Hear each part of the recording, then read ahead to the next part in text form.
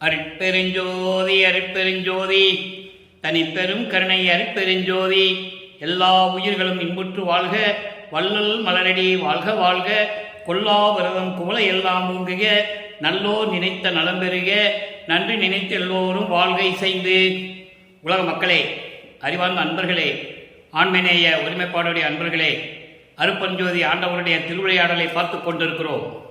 அருட்பெருஞ்சோதி ஆண்டுடைய திருவிளையாடல் 1823 ஆண்டு தொடங்கி 1874 ஆண்டுகள் வரை 51 ஆண்டுகள் அருட்பெருஞ்சோதி ஆண்டவருடைய திருவிளையாடல் எப்படியெல்லாம் நடந்தது என்பதை பார்த்து கொண்டிருக்கிறோம்.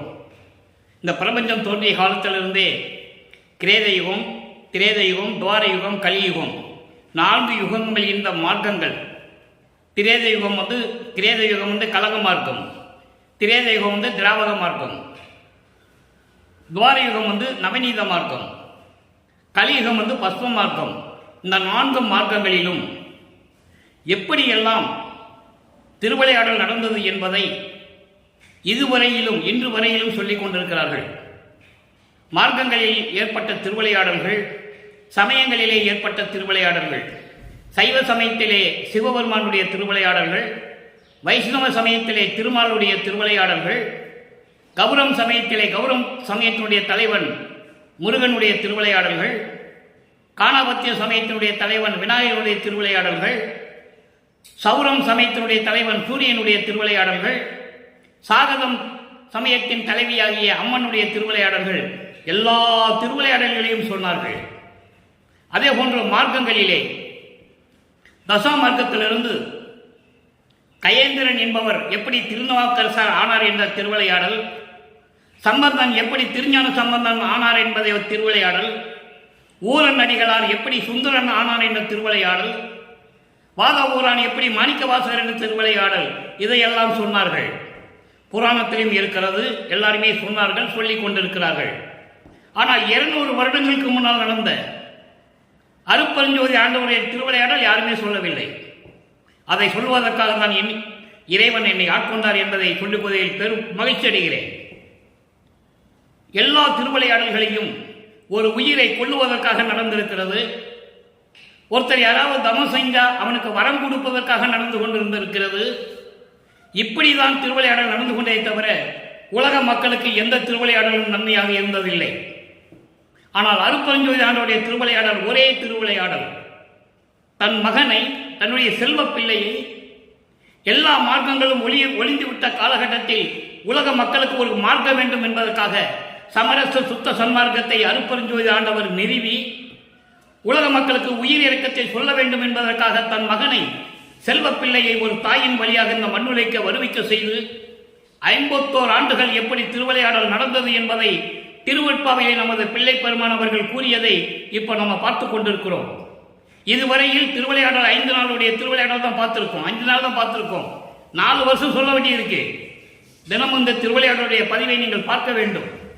பார்த்தால்தான் அருட்பெருஞ்சோதி ஆண்டவர் யார் என்பதையும், அவருடைய மகன் செல்வப்பிள்ளை எப்படி வள்ளல் பெருமான் ஆனார், எப்படி திரு அருட்பிரகாச வள்ளலார் ஆனார் என்பதையும் உங்களுக்கு புரியும். இல்லை புரியாது. ஏன்னா வள்ளலாரை சாமியாரிக்கிட்டாங்கல்ல, சாப்பாடு போட சோறு போட சொன்னார்னு சொன்னாங்க. அவருடைய திருவிளையாடலை யாரும் இங்கே சொன்னதில்லை. திருவெட்பாவையில் இருக்கின்ற உண்மையை தான் நம்ம பார்த்துட்டு இருக்கோம். ஒவ்வொரு பதிகமாக, ஒவ்வொரு பாடலின் விளக்கமாக பார்த்து கொண்டிருக்கிறோம். 5 திருமுறைகளிலுமே, அதாவது 1ஆம் திருமுறை, 2ஆம் திருமுறை, 3ஆம் திருமுறை, 4ஆம் திருமுறை, 6வது திருமுறை, 5ஆம் திருமுறை தனி. அது சைவ சமய தலைவர்களை பற்றி பாடியது. முருகனை பற்றியோ விநாயகனை பற்றியோ அவங்கள பதத்தலைவர்கள். இந்த திருவிளையாடல்களை திருவெட்பாவை எப்படி நமக்கு வளர்ப்புமானால் அருளி இருக்கிறார் என்பதை தான் பார்த்து கொண்டிருக்கிறோம். முதல் கட்டமாக தன்னுடைய மகனை ஒரு தாயின் வயிற்றிலை கருவாக அமைத்து 10 மாதம் அந்த தாயின் வயிற்றிலை இருந்து கொண்டு இந்த மண்ணுலக்கு வருவிக்க விட்டதிலிருந்து சொல்ல நாம் கடமைப்பட்டிருக்கிறோம். 1ஆம் ஆண்டிலிருந்து வருவிக்க வளர்ப்புமானுக்கு வயது இல்லை. அவர் ஒவ்வொரு யுகத்திலேயும் இருந்தவர். யாரும் எந்த யுகத்திலேயும் நிலையாக இருந்ததில்லை. ஒரு யுகத்தில் பிறந்து அவன் இறக்க வேண்டும். திருமால் ஒரு யுகத்திலே ஒரு அவதாரம் எடுத்தால் அவன் அந்த அவதாரம் முடியும் போது இறக்க வேண்டும். உடம்பை இந்த மண்ணில் விட்டுதான் செல்ல வேண்டும். இதை யாரும் மறுக்க முடியாது. அந்த நிலையில் இருக்கும்போது திருமாலுக்கு கடைசியாக அவனுடைய அவதாரம் முடியும் போது, கிருஷ்ணாவதாரம் முடியும் போது ஒரு வேடன் கையில் இறக்கிறான். அந்த உடம்பை இந்த மண்ணில் போட்டுதான் சென்று கொண்டிருக்கிறான். இப்படி நிலையில் இருக்கும்போது ஒவ்வொரு யுகத்திலும் தன் மகனை இருக்க செய்தவர் அருட்பெருஞ்சோதி ஆண்டவர் என்பதை ஒவ்வொரு பாடலின் மூலமாக நாம் பார்த்துக் கொண்டிருக்கிறோம்.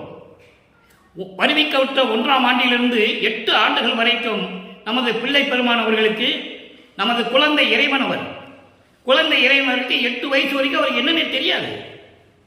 ஏன் இந்த மண்ணுக்கு வந்தது கூட அவருக்கு தெரியாது.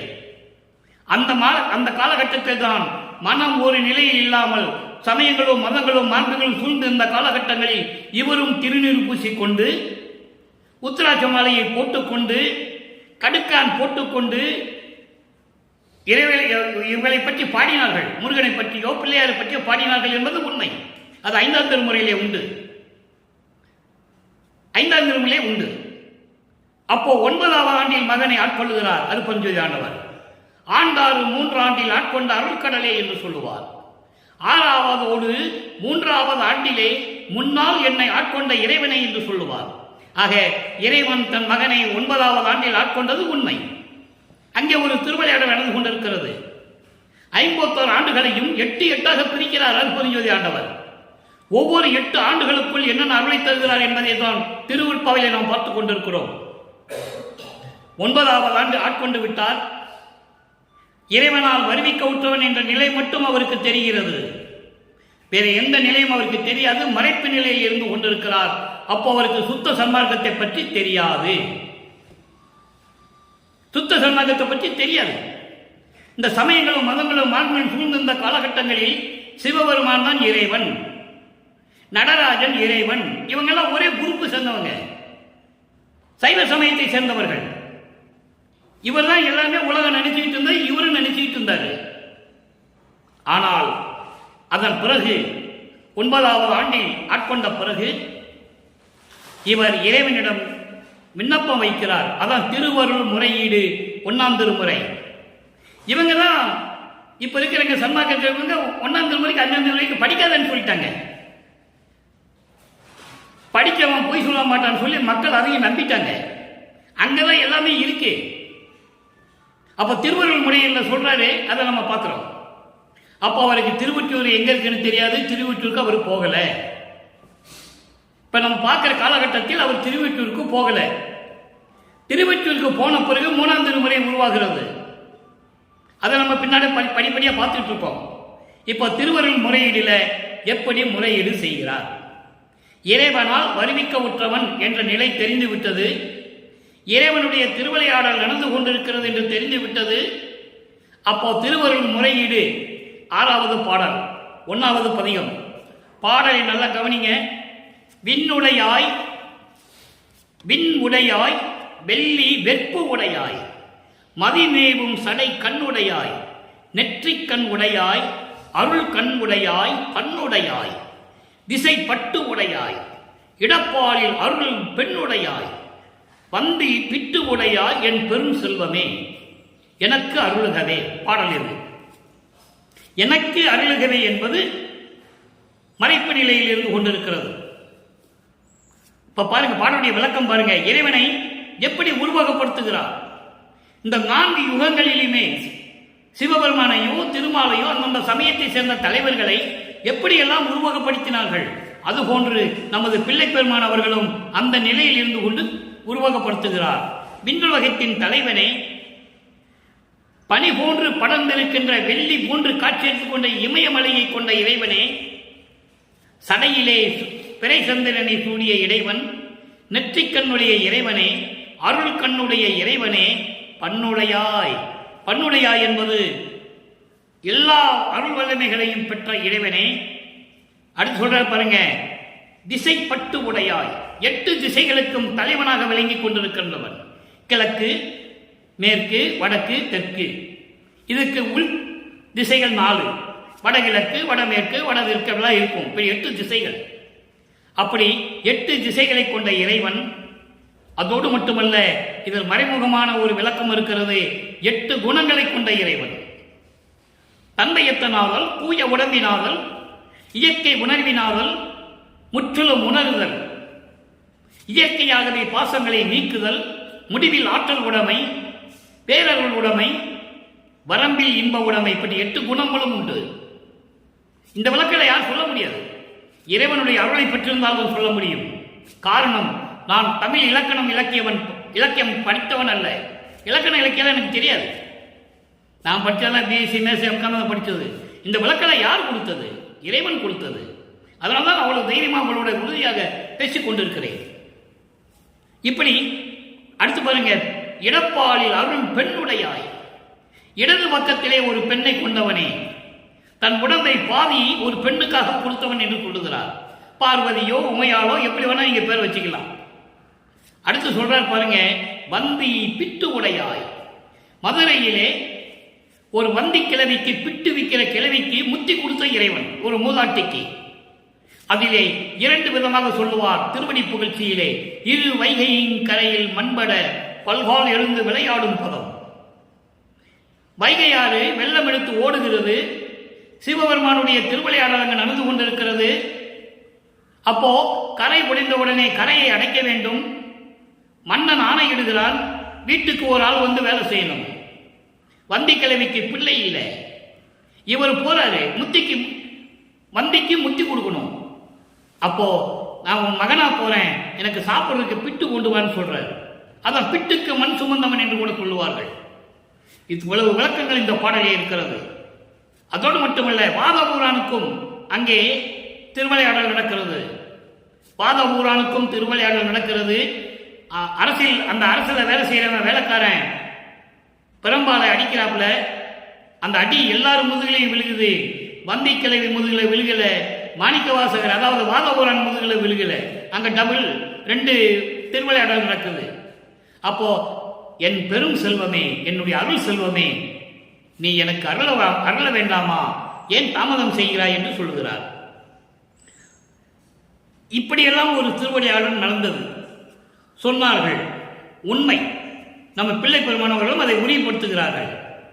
அடுத்த பிறகு பாருங்க, 2ஆம் திருமுறையிலே மனம் ஒரு நிலையில் இல்லை, புண்ணிய விளக்கம் என்ற தலைப்பிலே 6வது பாடல்.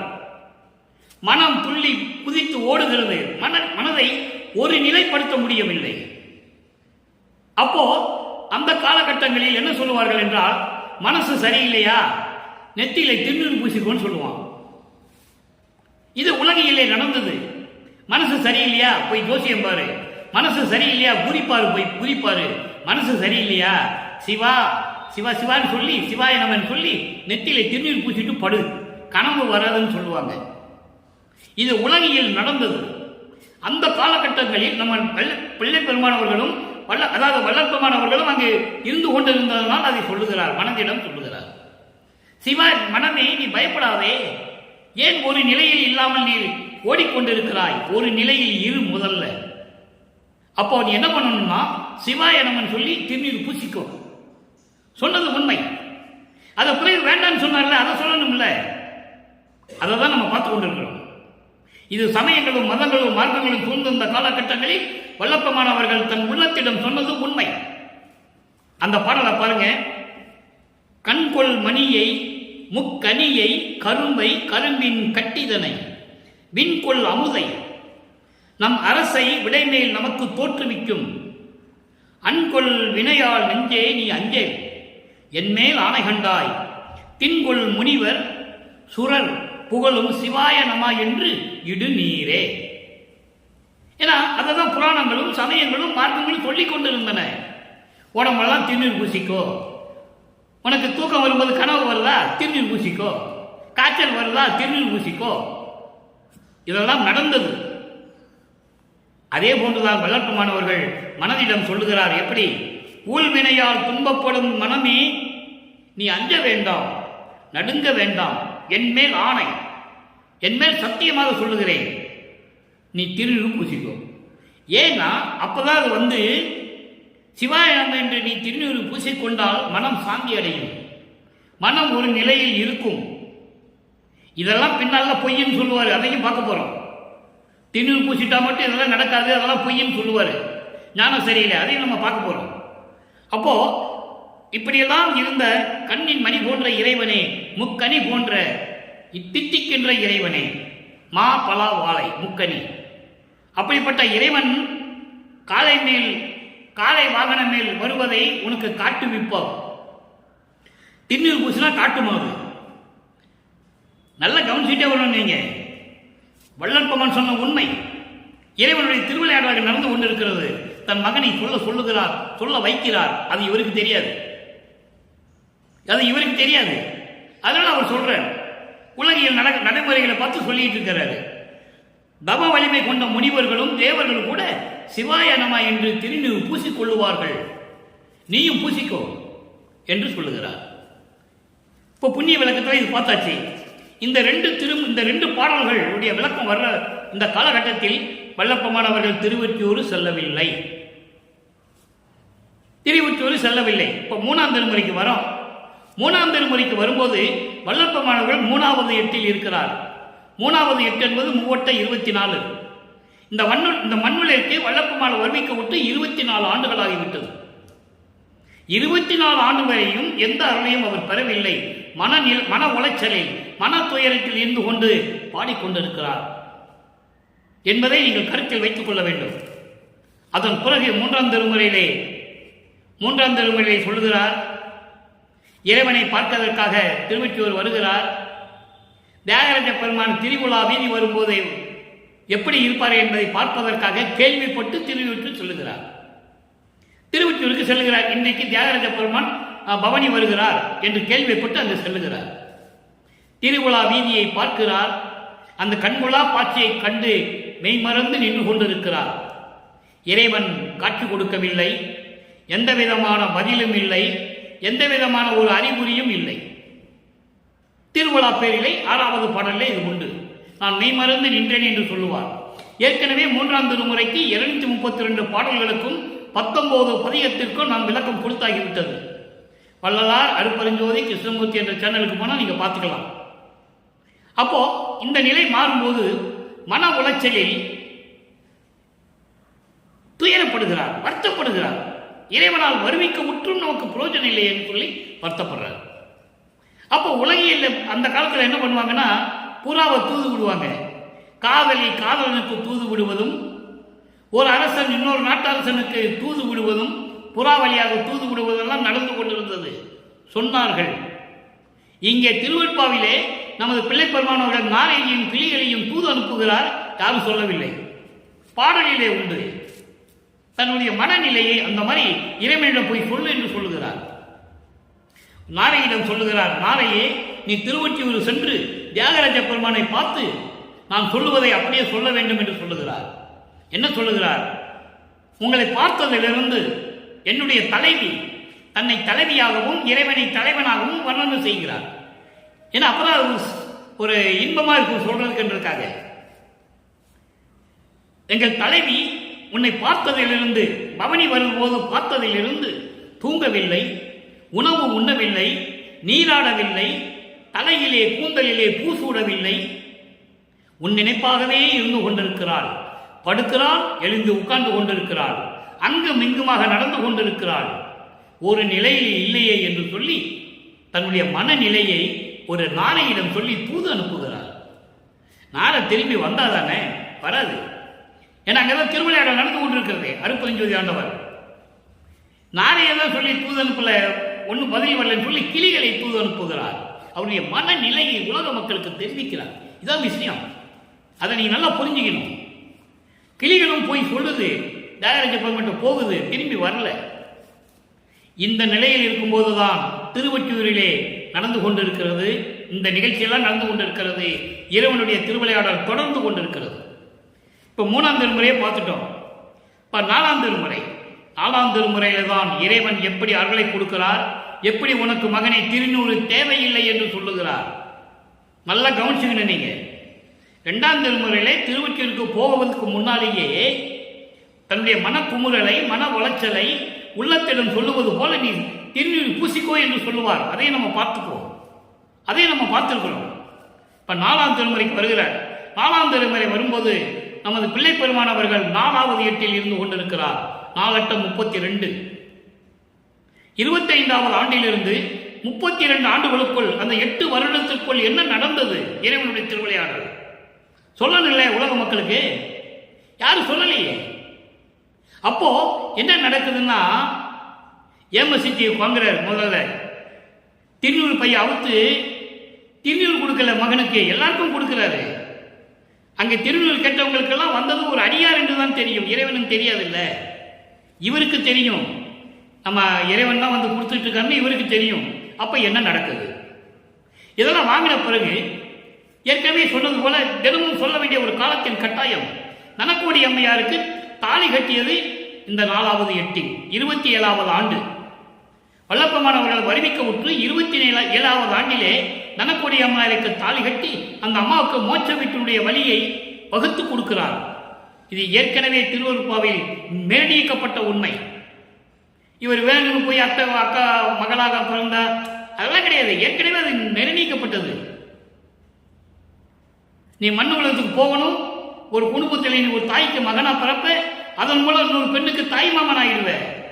தெளிவா இருக்கு பாட்டில், அது யாரும் மறுக்க முடியாது. அப்ப அந்த நிலையில் அந்த திருவிளையாடலும் முடிந்து விட்டது. திருமணத்தின் போது தாலி கட்டும் போது வானவர்கள் வந்து வாழ்த்துகிறார்கள். தெளிவா இருக்கு பாட்டில், அருட்பிரகாச மாலையில தெளிவா இருக்கு. மலர் தூவி வாழ்த்துகிறார்கள். மற்ற நீங்க சினிமாவில் பார்த்துருப்பீங்க, கதைகளில் பார்த்துருப்பீங்க, புராணங்களில் பார்த்துருப்பீங்க. இந்த மாதிரிலாம் திருமணம் நடக்கும்போது வானவர்கள் மலர் தூவி வாழ்த்து மாதிரி காட்டுவாங்க, சொல்லுவாங்க. ஆனால் வல்லப்பெருமான் இதுக்கு கதையை சொல்லலையே. யாராவது சொல்லியிருக்காங்களா? சொல்லியிருந்தா எனக்கு தகவல் சொல்லுங்க, நானும் தெரிஞ்சுக்கிறேன். வல்லப்பெருமான் ஏன் தனக்கோடி அம்மையாரை தாலி கட்டினார், ஏன் திருமணம் செய்தார்னு சொல்லணும்ல. அக்கா மகள் என்றதுக்காக திருமணம் செய்யலை. நல்லா புரிஞ்சுக்கணும். நீங்க இறைவனுடைய திருவிளையாடல் அங்க நடந்து கொண்டு இருக்கிறது. அதன் பிறகுதான் சுத்த சன்மார்க்கத்தை கையில் வாங்குறாரு. அதை நம்ம அப்புறம் பார்க்கலாம். படிப்படியாக தானே பார்க்க முடியும். மொத்தமும் ஒரே நாளில் சொல்ல முடியாது. 4 வருஷம் சொல்லணும். 4 வருஷம் சொல்லணும். ஒவ்வொரு பாடலா விளக்கம் சொல்லி சொல்லி சொல்லணும். இப்போ பாருங்க, இப்போ 4ஆவது திருமுறைக்கு வந்துட்டோம். எப்போ திருநீர் பைய திறந்து என்ன கொடுக்கிறாரு பாருங்க. 6வது பாடல். பிழை அளவு ஒன்றும் அறியாத சிறியேன், முன் புரிந்த பெரும் தவமோ திருவருளின் பெருமையோ அறியேன்.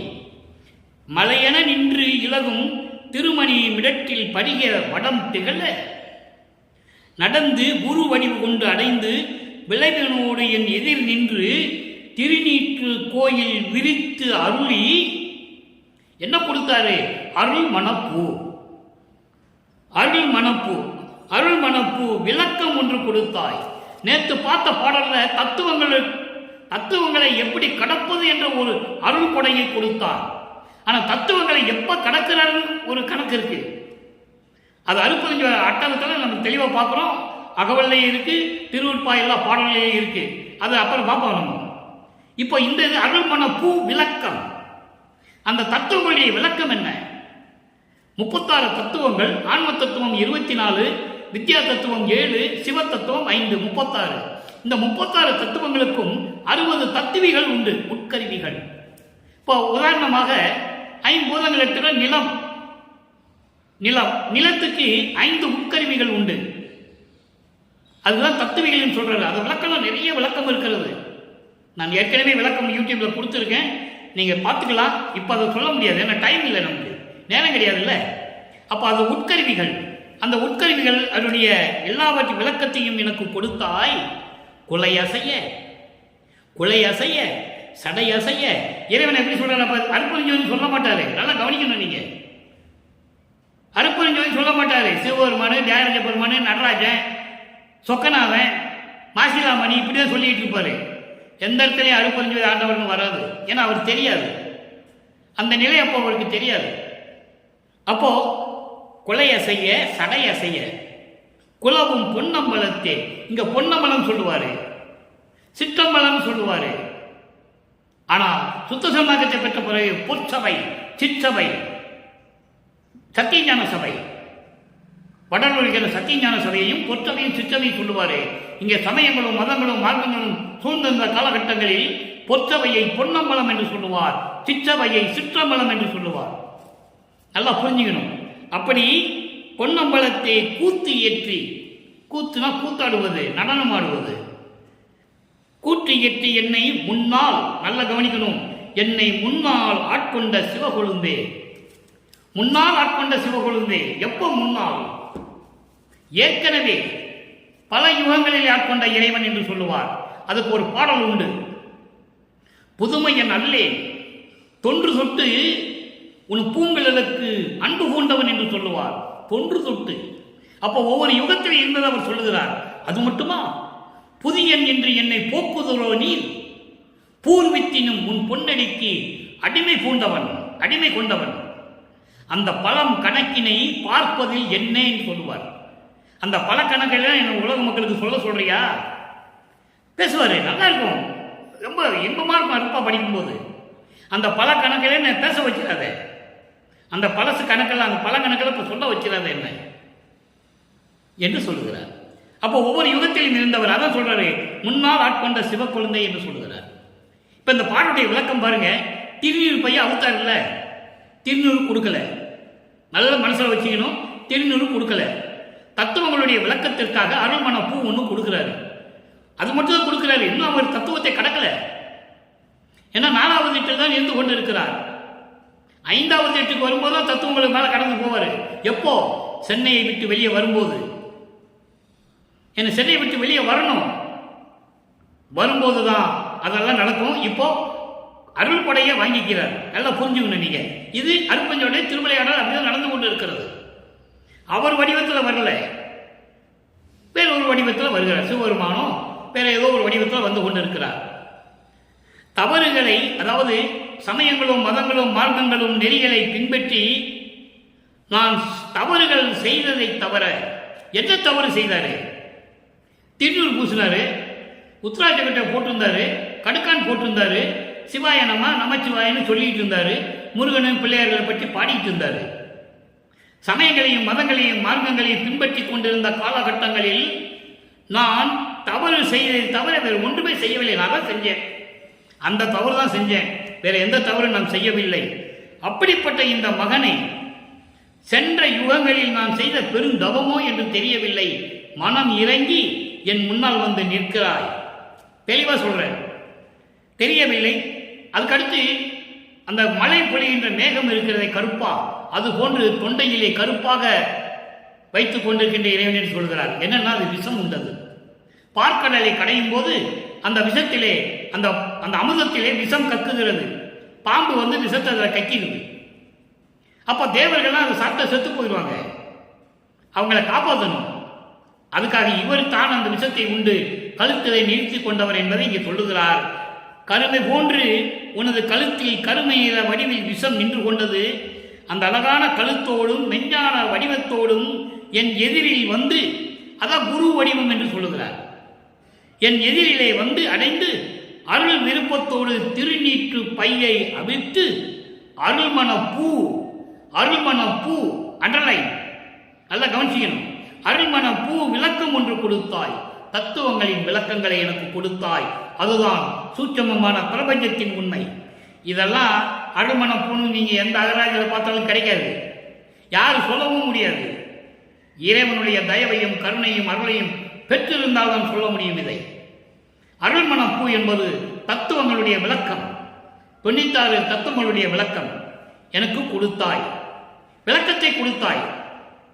அதுக்கப்புறம் பார்க்கிற உள்ள மகிழ்ந்து சடைமுடி அசைய உள்ள மகிழ்ந்து அருள் நடனம் செய்து கொண்டு பொன்னம்பலத்திலே விளங்கும் இறைவனே, என்னை ஆட்கொண்ட சிவக்கொழுந்தை, முன்னாளில் என்னை ஆட்கொண்ட சிவக்கொழுந்தை என்று சொல்லுவார். அதுக்குதான் 2 பாடல்களுடைய உதாரணம் சொன்னேன் உங்களுக்கு. ஏற்கனவே அவர் இறைவனால் ஏனாதான் எனினும் என் அம்மையின் உன் அடியேன் என அறிந்தேன் இதயம் மலர்ந்தேனே என்று சொல்லுவார். ஏற்கனவே என்னை செல்வ பிள்ளையாக வளர்த்து கொண்டிருந்தாயே என்று சொல்லுவார். கொள்ளை என இன்பம் கொடுத்தாய், நினது பிள்ளை என எற்கு செல்வ பிள்ளை என்று பெயரிட்டாய், தெல்லமுதம் தந்தாய், சமரச சன்மார்க்க சங்கத்தை வைத்தாய். இறைவன் உண்டாக்கின மார்க்கம் சன்மார்க்கம் சும்மா சாதாரணம் இல்லை, எல்லா மார்க்கங்களும் மனிதர்களால் உருவாக்கப்பட்டது, இறைவனுடைய அருளை பெற்றவர்களால் உருவாக்கப்பட்டது. சமரச சுத்த சன்மார்க்கம் இறைவனால் உருவாக்கப்பட்டது உலக மக்களுக்காக. உலக மக்கள் உயிரின் மேல் இரக்கம் காட்ட வேண்டும், தயவோடையும் கருணையோடையும் இருக்க வேண்டும், உயிர்களை கொலை செய்யக்கூடாது, பசியை போக்க வேண்டும் என்ற நோக்கத்திற்காகத்தான் சமரச சுத்த சன்மார்க்கத்தை நிறுவி தன் மகனை ஒப்படைப்பதற்காகத்தான், மகனிடம் ஒப்படைப்பதற்காகத்தான் இந்த மண்ணிற்கு ஒரு தாயின் வழியாக வருவிக்க செய்வார் என்பதை இங்கே நான் பதிவு செய்ய கடமைப்பட்டிருக்கிறேன். சரி, இப்போ 1ஆம் திருமுறை, 2ஆம் திருமுறை, 3ஆம் திருமுறை, 4ஆம் திருமுறை பார்த்தாச்சு. திருநூறு பைய அவிழ்த்து திருநூறு கொடுக்கல, அருள்மணப்பூ ஒன்று கொடுத்து அதுக்கு விளக்கம் கொடுக்குறாரு. அந்த விளக்கம் என்னங்கிறத நம்ம பின்னால் போக போக பார்ப்போம். நீ 4 வருஷம் இருக்கு. அப்புறம் இப்பெல்லாம் பார்த்த பிறகு இப்போ சமரச சுத்த சன்மார்க்கத்தை வாங்குறார். எப்போ? 5வது 8 ஐயட்ட 40 33 ஆண்டுகள் வரையிலும் சென்னையில் இருந்து விட்டு சமரச சுத்த சன்மார்க்கத்தை பெறுவதற்காக அவர் துரிய நிலைகளை எல்லாம் கடந்து அங்கே 16வது நிலைக்கு சென்று கொண்டிருக்கிறார். இங்கே சாதாரணமாக சொல்லுவாங்க, சென்னையிலிருந்து அப்படியே நடந்தே வந்தார்னு சொல்லுவாங்க. நம்பாதீங்க, அதெல்லாம் கிடையாது. அவர் ஏமசித்தியை பெற்றுக்கொண்ட பிறகு அவர் நினைத்த இடத்தில் இருப்பார். பல ரூபங்களில், பல வடிவங்களில், பல இடங்களில் இருப்பார். அவர் நடக்க வேண்டிய அவசியம் இல்லை. அதனால புரிஞ்சுக்கணும். நீங்க மக்களிடம் யாரும் சொல்லவில்லை, அதனால மக்களுக்கு தெரியாது. சென்னையிலேருந்து அப்படியே நடந்து வந்தார்னு சொல்லுவாங்க. அதெல்லாம் கிடையாது. அவர் எங்க இருக்காரு? 16வது நிலைக்கு போயிட்டு இருக்காரு. அப்பா கிட்ட போய் சாகா கல்வியை கற்கணும். ஏமசித்தியை வாங்கியாச்சு, தத்துவங்களை கடந்து போகணும், போயிட்டு இருக்காரு. சாகா கல்வி அங்க போய் தான் வாங்கணும். அங்க போறாரு. பாடல்கள் இருக்கு, யாரும் மறுக்க முடியாது. அப்போ அங்க சாவா கல்வியை கற்காக அங்க போயிடுறாரு. அதுக்கப்புறம் தான் இங்க வந்தது, நம்ம கருமொழியில தங்கி இருந்தது, சபையை கட்டினாலும் அப்புறம் அது படிப்படியா நம்ம வருவோம். ஒரே நாள்ல எல்லாம் சொல்லிட முடியாது. இப்ப பாருங்க, 6ஆம் திருமுறையில பதி விளக்கம், 4வது பதிகம் பதி விளக்கம்னு ஒரு பதிகம் இருக்கு. இங்கே இறைவனை எப்படி சொல்றாரு? அங்க சடைமுடி கொண்ட இறைவன், கங்கையை தலையை வைத்த இறைவன், பிறைசந்திரனை சூடிய இறைவன், ஒரு பக்கத்தில் பெண்ணை வச்சிட்டு இருக்கிற இறைவன், இப்படி எல்லாம் சொல்லுவார். இங்க பதி விளக்கம் எப்படி வருகிறது? சுத்த சன்மார்க்கத்தை பெற்ற பிறகு ஆதியும் அந்தமெல்லாம் தோன்றிய அருப்பெருஞ்சோதிதான் உண்மையான கடவுள் என்பதை இங்க எப்படி சொல்றாருன்னு நீங்க பார்க்கணும், கேட்கணும். நல்ல கேளுங்க. அயர் ஒரு பேரறிவாகி அவ்வறிவுக்கு அறிவாய், அறிவின் அறிவாய், ஆங்கு அதன் உள் ஓர் அறிவாய். அதான் மெய்யறிவு, அதான் மெஞ்ஞான அறிவு. மெஞ்ஞான அறிவு யாரும் கிடையாது. அருப்பெருஞ்சாண்டவரும் வள்ளற்பெருமான் தான், வேறு யாரும் இந்த பிரபஞ்சத்திலே கிடையாது. மெய்யறிவு என்றால், மெஞ்ஞான அறிவு என்றால் முக்காலத்தையும் உணர்ந்தவன், இந்த பிரபஞ்சத்தை இயக்கக்கூடிய சக்தி படைத்தவன், அவன் தான் மெஞ்ஞான அறிவு பெற்றிருக்க முடியும். மயர் கூறும் ஓர் இயற்கை உண்மை தனி அறிவாய், செயற்கை மண்ணும் அறிவு அனைத்துக்கும் பயங்கிய தாரகமாய், அயர் ஒரு தாரகம் முதலாய், முதலுக்கு ஓர் முதலாய். இறைவனை எப்படி சொல்றான்னு பார்க்கணும். துரிய நிலை கடந்து அதன் மேல் சுத்த சிவநிலையாய். சுத்த சிவநிலை என்பதுதான் 16வது நிலை. சரியை, கிரியை, யோகம், ஞானம் முதல் இருக்கின்ற 12 நிலைகளும் சமயங்களையும் மதங்களையும் மார்க்கங்களையும் உள்ள இறைவன். அதனுடைய வேற நிலைகள். ஞான சரியிலிருந்து தான் ஆரம்பிக்குது மரணமில்லா பெருவாழ்வு சுத்த சன்மார்க்கம். அந்த சுத்த சிவநிலை தான் 16வது நிலை என்பதை இங்கே நான் பதிவு செய்ய கடமைப்பட்டிருக்கிறேன். உயர் ஒரு திருச்சிற்றம்பலத்தே எல்லாம் தாமாகி ஓங்குகின்ற தனி கடவுள் ஒருவர் உண்டே கண்டி. ஒரே கடவுள் தான். எப்படிப்பட்ட கடவுள்? அதாவது சமயங்களையும் மதங்களையும் மார்க்கங்களையும் கொண்ட நெறிகளையெல்லாம் நீக்கி பேரறிவாக இருக்கின்ற இறைவன், அந்த அறிவுக்கும் அறிவாக இருக்கின்ற இறைவன், அறிவனுள் அறிவாக மெஞ்ஞான அறிவாக இருக்கின்ற இறைவன், மாயைகளையும் மயக்கங்களையும் நீக்கி ஒரு இயற்கை உண்மை விளக்கமாக இருக்கக்கூடிய இறைவன். அதான் சொல்றாரு, இயற்கை உண்மை தனி அறிவாய். இயற்கை உண்மை விளக்கமாக இருக்கக்கூடிய இறைவன், செயற்கை மண்ணும் அறிவு அனைத்துக்கும். இந்த செயற்கை என்பது தானாக உருவானது. எப்படி தானாக? மனிதர்களால் உருவாக்கப்பட்டது, மற்றவர்களால் உருவாக்கப்பட்ட இந்த சமயங்களும் மதங்களும் மார்க்கங்களும் இருக்கின்ற அறிவு விளக்கத்து அனைத்துக்கும் விளங்கிய தாரகமாய். தாரகமாய் என்பது எல்லாவற்றுக்கும் ஆதாரமாக மூல காரணமாக இருந்து கொண்டிருந்தவன் அருப்பெருஞ்சோதி. முதலுக்கு ஓர் முதலாய், எல்லாவற்றுக்கும் முதன்மையாக தெரிந்து கொண்டிருக்கின்ற இறைவன். அப்படிப்பட்ட இறைவன் துரிய நிலை கடந்து அதற்கு மேல் இருக்கின்ற சுத்த சிவநிலையில் விளங்கிக் கொண்டிருக்கின்ற இறைவன் அருப்பெருஞ்சோதி ஒரு கடவுள் இருக்கிறார் கண்டீர். உலக மக்களுக்கு தெரிவிக்கிறார். யாரும் சொன்னதில்லை. வல்லப்பெருமானை தவிர யாருமே சொன்னதில்லை. ஏன்னா மற்ற யாருக்கும் தெரியாது. சுத்த சன்மார்க்கம் யாருக்குமே தெரியாது. இந்த பதத்தலைவர்கள் பிரம்மன், திருமால், ருத்திரன் இவங்க இருந்தாலும் சரி, அதன் பிறகு வந்த அறிஞர்கள், மகான்கள் யாராக இருந்தாலும் சரி, அதுக்கப்புறம் வந்த சமய புறவர்களும் சரி, யாருக்கும் சுத்த சன்மார்க்கம் தெரியாது. எல்லாமே சமய சன்மார்க்கத்தில் இருந்தவர்கள், திருமூலர் உட்பட எல்லாருமே. அப்போ உயர்வுறு திருச்சம்பலத்தை எல்லாம் தாமாகி பேரின்பமாக திருச்சிற்றம்பலத்திலே தானே கடவுள் என்ற நிலையிலிருந்து கொண்டிருக்கின்ற தனி கடவுள் ஒருவர் உண்டு. அவர்தான் அருட்பெருஞ்சோதி சொல்லிட்டாரு. இப்போ அங்கே திருவருள் முறையீடுல எப்படி சொன்னாரு? எப்போ 11வது ஆண்டில் வருவிக்கவுற்று 11வது ஆண்டில் இறைவனுடைய திருவருள் முறையிட நம்ம பார்த்தோம். இப்போ திருவருள் விளைதல் 6ஆம் திருமுறையிலே சுத்த சன்மார்க்கத்தை பெற்ற பிறகு என்ன சொல்றாரு? சொல்லணும் இல்லை உலக மக்களுக்கு? இதையும் இறைவனுடைய திருவிளையாடல் தான் சொல்லுவார் பாருங்க. ஞானமும் அதனால் அடை அனுபவமும் நாயினேன் உணர்ந்திட உணர்த்தி. ஞானத்தையும் அதனால் அடையக்கூடிய அனுபவங்களையும் இந்த நாய் போன்று இருக்கணும் உணருமாறு எனக்கு உணர்த்தி. இறைவனுடைய திருவிளையாடல் சொல்றாரு. உணர்த்தி எனக்கு விளக்கி ஈனமும் இடரும் தவிர்த்தனை அந்நாள். இழிவும் துன்பங்களையும் துயரங்களையும் நீக்கிவிட்டாய் அந்த நாள். எந்த நாள்? இங்க மண்ணுலகத்து வருவதற்கு முன்னாலேயே, அதான் அந்த நாள். விண்ணுலகத்திலே மற்ற யுகங்களிலே எனக்கு இப்படியெல்லாம் உணர்த்தி என்னை செல்வப்பிள்ளையாக வைத்துக் கொண்டிருந்தாய். எல்லா துன்பங்களையும் துயரங்களையும் நீக்கி. அதுக்கு பிறகு சொல்ற பாருங்க, இந்த நாள். இந்த அந்நாள், இந்த நாள் என்பது இறைவனுடைய திருவிளையாடல். அதை நீங்க நல்லா புரிஞ்சுக்கணும்.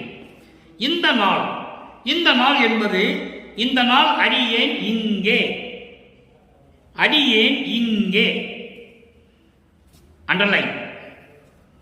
இந்நாள் உன்னாலே இந்த மண்ணுக்கு ஒரு தாயின் வழியாக வருவிக்க உற்று இங்கே இந்த மண்ணுலகிலே உன்னை கூவி கூவி கூப்பிடுகிறேன். நீ வரதே இல்லையே. எப்படி சொல்ற பாருங்க இறைவனுடைய திருவிளையாடலை. நானே விண்ணுலகத்திலே சென்ற யுகங்களில் நான் இருந்தபோது எனக்கு எல்லாமே கொடுத்தாய். செல்வப்பிள்ளை என்று எனக்கு பெயரிட்டு வளர்த்து கொண்டிருந்தாய். ஆனால் சொல்லிக் கொண்டிருந்தாய், இந்த பிரபஞ்சத்தை நீதான் இயக்கப் போகிறாய் என்று சொல்லிக் கொண்டிருந்தாய். எல்லாம் உண்மைதான். இது பாடலில் இருக்கே. நான் ஏற்கனவே சொல்லியிருக்கிறேன் நண்பர்களே, இங்கே பேசக்கூடிய கருத்துக்கள் அத்தனையுமே திருவுருப்பாவில் கண்ட உண்மைகள். என் வார்த்தை ஒரு வார்த்தை கூட எனக்கு சொந்த வார்த்தை கிடையாது, சத்தியமா கிடையாது. அதை நீங்க புரிஞ்சுக்கணும். எல்லாமே திருவுருப்பாவில் இருக்கு. அப்போ நான் விண்ணுலகத்தில் இருக்கும்போது நீ எல்லாம் செஞ்ச. என்னை செல்வப்பிள்ளைய வச்சுக்கிட்ட, எல்லாருக்கையும் சொன்னேன் என் மகன் என்றெல்லாம் சொன்னேன். அந்த நாளில் சொன்னேன் இல்லை. அதுக்கப்புறம் ஒரு தாயின் வழியாக இங்கே கொண்டு வந்து மண்ணுலகிலே எனக்கு மனித உடம்பை எடுக்க சொல்லி மனித பிறவியை கொடுத்து நான் உன்னை என்ன சொல்லி கூப்பிடுறேன்?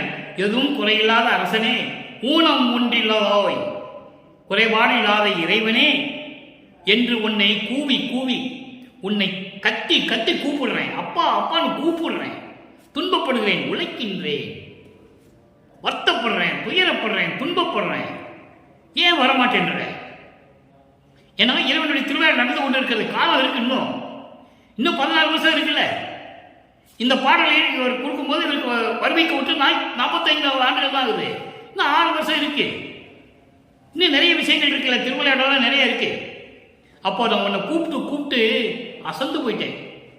துன்பப்படுகிறேன், துயரப்படுகிறேன், ஒரு சிறிதெனினும் ஏன் என வினவாதிருத்தலும் அழகோ. நான் இப்படியெல்லாம் உன்னை கூப்பிட்டு இருக்கேன்ல, ஏன் ஒரு வார்த்தை கூட கேட்க மாட்டேன்ற? இது உனக்கு அழகா?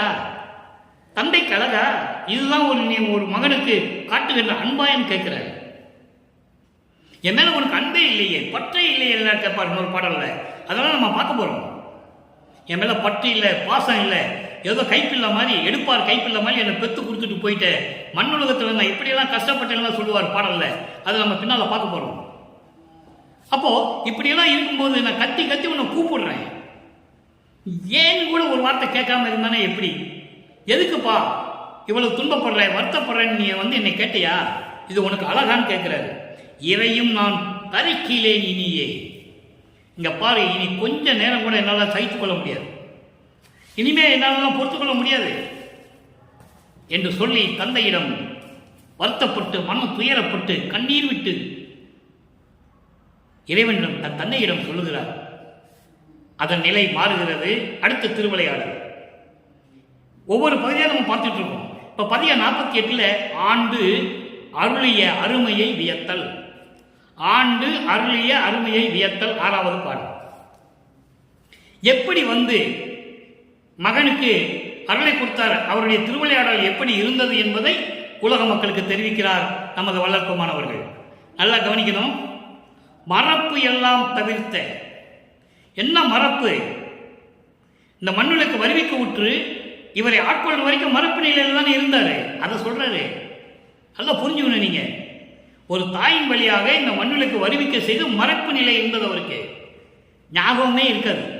என்ன நடந்தது ஞாபகம் கூட இருக்காது. என்ன நடக்க போகுதுன்னு கூட தெரியாது. ஏன் வந்தோன்னு கூட தெரியாது அவருக்கு. அப்ப அந்த மறப்பு நிலையெல்லாம் தவிர்த்த மதி அமுது என்போனா என்று சொல்லுவதா, உன்னை அழைப்பதா? மதி அமுது, என்னுடைய அருள் அமுது என்று சொல்லவா? அறிவு என்று சொல்லவா? மயக்கம் நீத்த அருள் மருந்து என்று சொல்லுவதா? உன்னால் இந்த மண்ணுக்கு வருவிக்க உற்று இந்த மாயைகளையும் மயக்கங்களையும் உலக வாழ்க்கையையும் சிக்கிக் கொண்டிருந்தேனே, அதெல்லாம் நீக்கிய மருந்து என்று உன்னை சொல்லுவதா? அருள் மருந்து என்று உன்னை சொல்லுவதா? பரப்பு எல்லாம் ஒழித்த பதம் என்கோ. பரப்பு என்பது நீங்க எந்த டிக்ஷனரி வேணா எடுத்து பாருங்க, ஒன்றும் கிடைக்காது. அதுக்கு அர்த்தமே யாருக்கும் தெரியாது. பரப்பு என்பது ஒரு விதமான கவலை, படபடப்பு, துன்பம், துயரம், நீங்க எப்படி வேணா எடுத்துக்கலாம். இப்படியெல்லாம் இதையெல்லாம் எனக்கு நீக்கிய தலைவன் என்று சொல்லுவதா?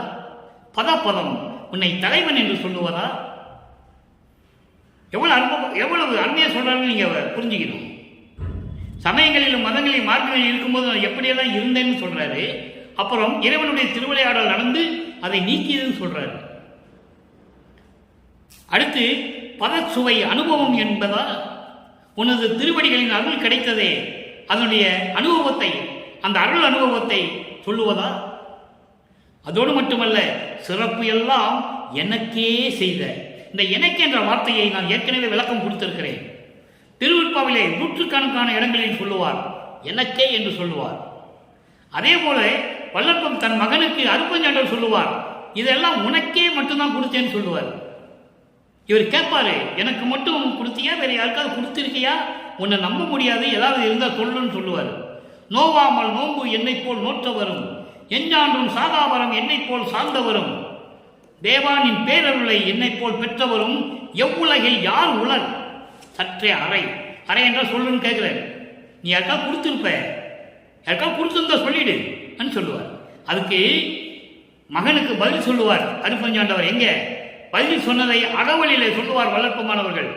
சாவா நிலை இது தந்தனம் உனக்கே, ஆவாயன அருளிய அருப்பெருஞ்சோதி. எங்க கேட்ட கேள்விக்கு எங்க பதில் சொல்றாரு பாருங்க. 2 வரிதான் பதில். உனக்கு மட்டும்தான் கொடுத்துருக்கேன், வேற யாருக்கு இந்த பிரபஞ்சம் நான் கொடுக்கல. தெளிவா சொல்றேன். இதெல்லாம் இறைவனுடைய திருவிளையாடலால் நடந்து கொண்டிருக்கிறது என்பதை நீங்கள் புரிந்து கொள்ள வேண்டும்.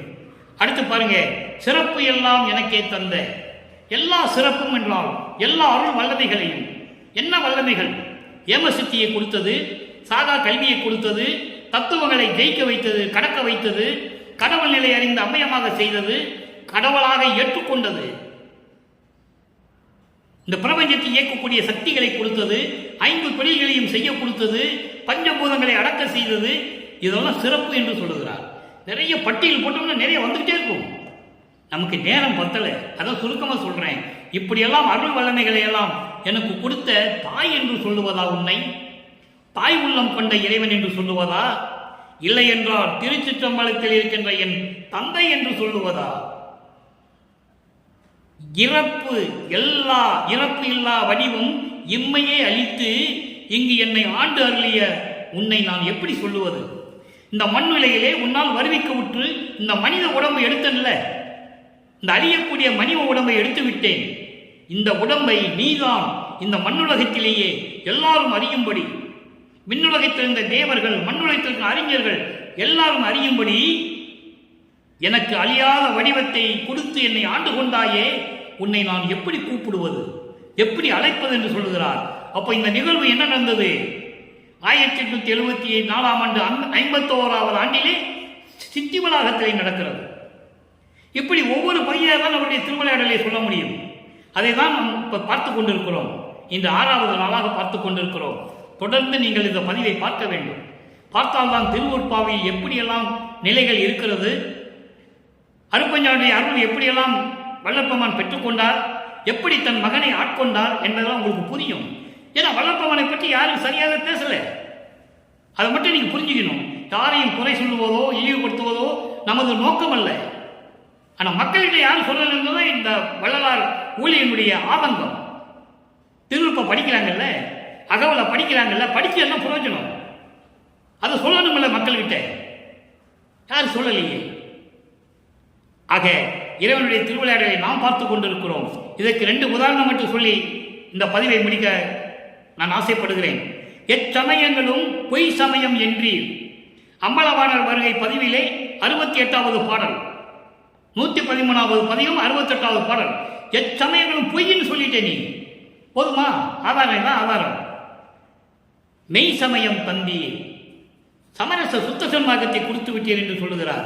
அடுத்த ஒரு பாடலை சொல்லுவார். அதாவது சமயங்களும் மதங்களும் மார்க்கங்களும் சூழ்ந்து கொண்டிருந்த போது நாயாக தெரிந்து கொண்டிருந்த என்னை வலிந்து வந்து ஆட்கொண்டு திருவிளையாடல் செய்து பிரம்மனும் திருமாலும் தேவர்களும் செய்கின்ற 5 தொழிலையும் நீ செய் என்று எனக்கு கொடுத்தாய். இறைவனுடைய திருவிளையாடல் எப்படி நடக்குதுங்கிறத நீங்க புரிஞ்சுக்கணும். இப்ப யார் உலகத்தை இயக்கிக் கொண்டிருக்கிறது? வல்லற்பெருமான். அதை நீங்க நல்லா புரிஞ்சுக்கணும். 5 தொழிலையும் செய்து கொண்டு இந்த பிரபஞ்சத்தை இயக்கிக் கொண்டிருப்பது யார்? வல்லற்பெருமான். பிரம்மன் திருமாலும் ஆயுஷ்காலம் முடிஞ்சு போச்சு. எல்லாம் டோட்டலா முடிஞ்சிச்சு எல்லாமே. அதை இங்க சொல்றாரு, பிரம்மனும் திருமாலும் செய்கின்ற தொழில்களை எல்லாம் நீ செய் என்று எனக்கு வலிந்து வந்து கொடுத்தான் திருவிளையாடல் செய்து. நாயகா உன் அடியார் சபையை நடுவிருந்து என்னை மகனாக வளர்க்கின்றாய். எனவே அன்பர்களே, இப்படிப்பட்ட ஒரு மகனும் தந்தையும் சேர்ந்து திருவிளையாடல் செய்ததை திருவெப்பாவில் ஒவ்வொரு பதியமாக, ஒவ்வொரு திருமுறையிலிருந்தும் ஒவ்வொரு பாடலாக நாம் பார்த்து கொண்டிருக்கிறோம். எனவே தயவு செய்து இந்த பதிவை நீங்கள் தினமும் பார்க்க வேண்டும். 4 வருடங்கள் இருக்கிறது. தினமும் பார்த்தால்தான் இறைவனுடைய திருவிளையாடல் உங்களுக்கு புரியும் என்பதை கூறி, நீங்களும் சுத்த சன்மார்க்கத்தில் இருந்து கொண்டு கொலையும் புலையும் தவிர்த்து, உருவ வழிபாட்டை தவிர்த்து, சமயங்களிலும் மதங்களிலும் மர்மங்களிலும் கூறப்பட்ட சங்கற்ப விருப்பங்களை எல்லாம் நீக்கி இறைவனை வணங்கி இறைவனுடைய அருளையும் செல்வங்களை எல்லாம் பெற்றுக்கொண்டு நீங்கள் வாழ்வாங்கு வாழ வேண்டும், நோயற்ற வாழ்வில் வாழ வேண்டும் என்று இறைவனுடைய தயவோடையும் கருணையோடையும் இந்த வள்ளலார் ஊழியன் வாழ்த்தி விடைபெறுகிறேன். மீண்டும் நாளை சந்திப்போம். அருட்பெருஞ்சோதி ஆண்டவருடைய திருவிளையாடல் தொடரும். அருட்பெருஞ்சோதி அருட்பெருஞ்சோதி, தனிப்பெரும் கருணை அருட்பெருஞ்சோதி.